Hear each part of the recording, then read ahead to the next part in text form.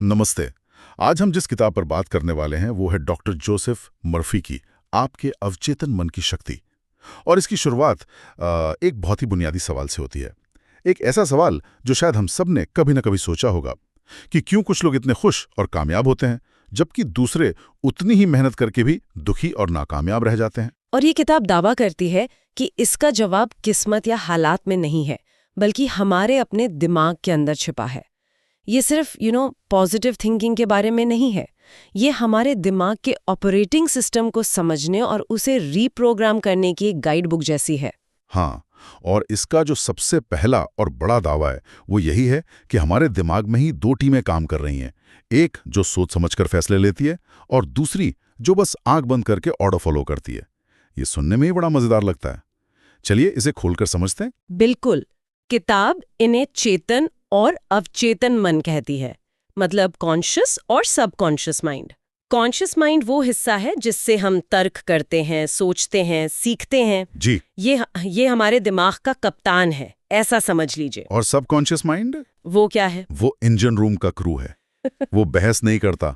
वो बस कप्तान के दिए हर ऑर्डर को, हर विचार को, हर विश्वास को हकीकत में बदलने के लिए दिन रात काम करता है। उसे इस बात से कोई फर्क नहीं पड़ता कि ऑर्डर अच्छा है या बुरा, सही है या गलत। वो बस उसे पूरा कर देता है। तो किताब में जो चेतन मन को द्वारपाल या गेट कीपर कहा गया है, वो इसी वजह से है कि वो तय करता है कि कौन से विचार अंदर सबकॉन्शियस तक जाएंगे। एकदम सही। और यहीं पर सारा खेल है। अगर हमारा गेट कीपर मजबूत है और सिर्फ अच्छे मजबूत करने वाले विचारों को अंदर जाने देता है तो सबकॉन्शियस माइंड हमारे लिए चमत्कार कर सकता है। लेकिन अगर गेट कीपर मान लीजिए सो रहा है और डर, शक और नाकामयाबी के विचार अंदर घुस रहे हैं तो सबकॉन्शियस माइंड उन्हें भी पूरी ईमानदारी से हमारी हकीकत बना देगा। बिल्कुल। अच्छा, तो ये एक तरह का कंप्यूटर प्रोग्राम जैसा है कि अगर हमने एक इफ स्टेटमेंट डाल दिया तो देन वाला रिजल्ट आएगा ही आएगा। जैसे अगर मैं ये मान लूं कि मैं नाकामयाब हूं, तो मेरा दिमाग मुझे नाकामयाब बनाने के रास्ते ढूंढेगा। बिल्कुल सही एनालॉजी है। और कमाल की बात यह है कि आपका दिमाग उस पहले अगर पर सवाल नहीं करता, वो बस तो को सच साबित करने में लग जाता है, चाहे वो आपके लिए अच्छा हो या बुरा। किताब इसे सिलोजिज्म कहती है, जिसका सीधा मतलब यही है कि जो भी आपकी बुनियादी सोच या कोर बिलीफ है, आपका सबकॉन्शियस उसे सच साबित करके ही रहेगा। या एक कहानी है किताब में जो इस बात को बहुत ही डरावनी तरीके से समझाती है। एक आदमी की मौत सिर्फ इसलिए हो जाती है क्योंकि एक भविष्यवक्ता उसे बताता है कि वो अगली अमावस्या को मर जाएगा। एक मिनट, मुझे यहाँ एक बात समझनी है। क्या किताब ये कह रही है कि सिर्फ एक ख्याल किसी को मार सकता है? ये तो बहुत एक्सट्रीम लगता है। मतलब क्या इसमें कोई और बायोलॉजिकल वजह नहीं होगी? ये एक बहुत जरूरी सवाल है। और हाँ, ये एक एक्सट्रीम उदाहरण है, ये दिखाने के लिए कि हमारा शरीर हमारे विश्वासों पर कितनी गहराई से प्रतिक्रिया करता है। उस आदमी के गहरे डर और विश्वास ने उसके शरीर में स्ट्रेस हार्मोन्स जैसे कॉर्टिसोल का ऐसा झरना बहा दिया होगा कि उसके इम्यून सिस्टम और जरूरी अंगों ने काम करना बंद कर दिया। इसे आज की भाषा में नोसीबो इफेक्ट कहते हैं, जो प्लेसीबो इफेक्ट का ठीक उल्टा है। अच्छा। प्लेसीबो में झूठी गोली पर विश्वास हमें ठीक कर सकता है और नोसीबो में नकारात्मक विश्वास हमें बीमार कर सकता है, या इस केस में मार भी सकता है। ये तो डरावना है। मतलब हमारा अपना दिमाग ही हमारा सबसे बड़ा दुश्मन बन सकता है अगर हम उसे सही डायरेक्शन ना दे। मुझे लगता है हम सब ने कभी ना कभी इसका छोटा मोटा वर्जन महसूस किया है। जैसे किसी इम्तिहान से पहले ये सोच लेना कि मैं तो फेल हो जाऊंगा और फिर सच में सब गड़बड़ कर देना। बिल्कुल। लेकिन अच्छी खबर ये है कि यही शक्ति जब सही दिशा में इस्तेमाल की जाए तो जिंदगी बदल सकती है। किताब में एक कॉलेज प्रोफेसर का जिक्र है जिनकी जिंदगी पूरी तरह बिखर चुकी थी। सेहत, रिश्ते, करियर, हर जगह सिर्फ नाकामयाबी थी। तो उन्होंने क्या किया? उन्होंने अपनी बुनियादी सोच या कोर बिलीफ को कैसे बदला? उन्हें सलाह दी गई कि वो अपनी पुरानी सोच मेरी जिंदगी बर्बाद है को एक नए शक्तिशाली विचार से बदले। उन्होंने एक नया मंत्र चुना, असीमित बुद्धिमत्ता हर तरीके से मुझे मार्गदर्शन दे रही है। वो इसे दिन में कई बार पूरी भावना और विश्वास के साथ दोहराने लगे। शुरू में शायद अजीब लगा होगा, लेकिन धीरे धीरे ये नया विचार उनके सबकॉन्शियस में उतरने लगा। और नतीजा ये हुआ कि उनके सबकॉन्शियस ने इस नए ऑर्डर को मानना शुरू कर दिया। वो बेहतर फैसले लेने लगे, उनकी सेहत सुधरने लगी, उनके रिश्ते बेहतर हो गए, क्योंकि अब उनका दिमाग बर्बादी के नहीं बल्कि मार्गदर्शन और सफलता के सबूत ढूंढ रहा था। ये दिखाता है कि हम अपने दिमाग के कप्तान बन सकते हैं। ठीक है, तो ये सिद्धांत तो समझ में आ गया, पर कोई इसे अपनी रोजमर्रा की जिंदगी में इस्तेमाल कैसे करे? यहीं पर किताब की प्रार्थना चिकित्सा वाली तकनीकें आती हैं ना? हाँ, और यहाँ प्रार्थना शब्द से कंफ्यूज नहीं होना है। इसका किसी धर्म या पूजा पाठ से सीधा लेना देना नहीं है। तो ये प्रार्थना असल में एक तरह की सेल्फ हिप्नोसिस या मानसिक प्रोग्रामिंग है ना? किसी बाहरी शक्ति से मांगने के बजाय हम अपने ही दिमाग को नए निर्देश दे रहे हैं। बिल्कुल। और सबसे जरूरी हिस्सा है भावना। बिना भावना के दोहराना सिर्फ शब्द है, लेकिन जब आप उस सफलता या सेहत को महसूस करते हैं जैसे वो आपको मिल ही चुकी है, तब सबकॉन्शियस मन उस पर काम करना शुरू करता है। यही इसका सीक्रेट है। किताब बाइबल के एक वाक्य का हवाला देती है, प्रार्थना करते समय ये विश्वास करो कि तुम्हें वे चीजें मिल रही हैं और वे तुम्हें मिल जाएंगी। इस वाक्य में समय का खेल बहुत दिलचस्प है। विश्वास करो कि तुम्हें मिल रही हैं, ये प्रेजेंट टेंस है, और वे तुम्हें मिल जाएंगी, ये फ्यूचर टेंस है। यही कुंजी है। आपको अपने दिमाग में उस इच्छा को अभी इसी पल में एक हकीकत की तरह स्वीकार करना है। जब आपका चेतन मन उस विचार को पूरी तरह से मान लेता है, तो अवचेतन मन उसे भविष्य में हकीकत बनाने के लिए जमीन आसमान एक कर देता है। किताब में इसके कुछ हैरान कर देने वाले उदाहरण हैं। 1840 के दशक में बंगाल में एक स्कॉटिश सर्जन थे, डॉक्टर जेम्स एस डेल। उन्होंने बिना एनेस्थीसिया के लगभग 400 बड़े ऑपरेशंस किए थे। मतलब हाथ पैर काटने और ट्यूमर निकालने जैसे ऑपरेशंस, बिना किसी दर्द की दवा के। ये कैसे मुमकिन है? ये अविश्वसनीय लगता है, लेकिन उन्होंने सिर्फ मानसिक एनेस्थीसिया का इस्तेमाल किया। ऑपरेशन से पहले वे अपने मरीजों को एक गहरी आराम की अवस्था में ले जाकर ये सुझाव देते थे कि उन्हें कोई दर्द महसूस नहीं होगा, कोई इन्फेक्शन नहीं होगा। उनके सबकॉन्शियस माइंड ने इस सुझाव को एक कमांड की तरह लिया, और हैरानी की बात यह है कि मरीजों को सच में दर्द नहीं हुआ, और ऑपरेशन के बाद मरने वालों की संख्या भी उस जमाने के हिसाब से बहुत कम थी। मर्फी ने खुद भी इस तकनीक का इस्तेमाल अपनी एक बीमारी को ठीक करने के लिए किया था। हाँ, उन्हें स्किन की एक गंभीर बीमारी थी जिसे डॉक्टर ठीक नहीं कर पा रहे थे। तब उन्होंने एक बहुत ही सरल प्रार्थना बनाई। वो हर रात सोने से पहले दोहराते थे, मेरा शरीर और इसके सभी अंग मेरे सबकॉन्शियस मन की असीमित बुद्धि ने बनाए हैं। ये जानता है कि मुझे कैसे ठीक करना है। इसका उपचार अब हो रहा है। तो वो अपने सबकॉन्शियस को एक स्वस्थ शरीर का ब्लूप्रिंट दे रहे थे। बिल्कुल। और लगभग 3 महीने में उनकी त्वचा पूरी तरह से ठीक हो गई। उनके सबकॉन्शियस ने उस ब्लूप्रिंट के हिसाब से शरीर की मरम्मत कर दी। इससे ये सिद्धांत साफ होता है कि शरीर सिर्फ मन में चल रहे विचारों का एक बाहरी प्रतिबिंब है। अगर आप मन को स्वस्थ विचारों से भरते हैं, तो शरीर भी उसी रास्ते पर चलता है। सेहत वाली बात तो फिर भी समझ आती है, क्योंकि शरीर और मन सीधे सीधे जुड़े हैं। लेकिन क्या यही सिद्धांत पैसे जैसी पूरी तरह बाहरी चीजों पर भी लागू होता है? यहां आकर अक्सर लोग थोड़ा अटक जाते हैं। और ये एक बहुत वाजिब सवाल है।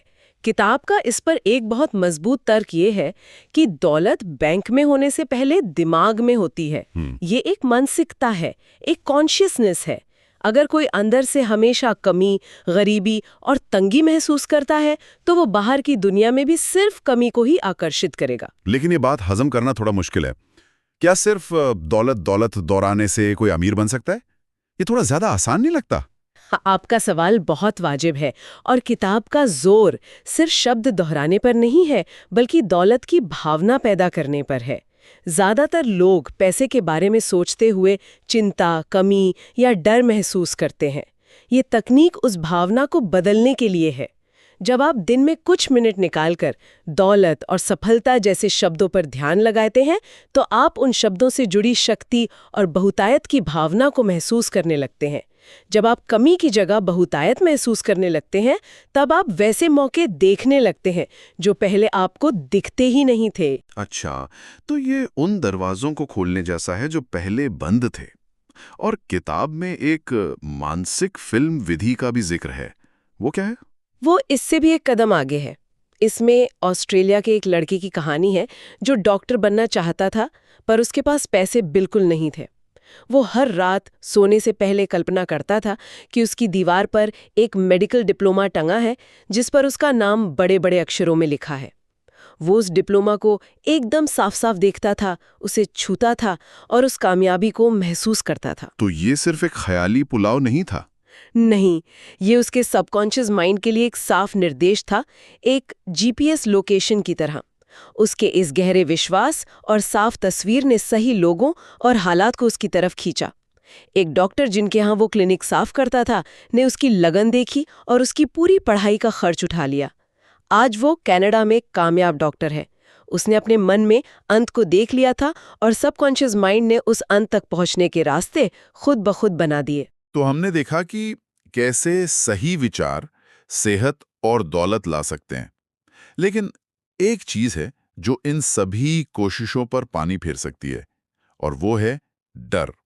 किताब इसे इंसान का सबसे बड़ा दुश्मन मानती है। बिल्कुल।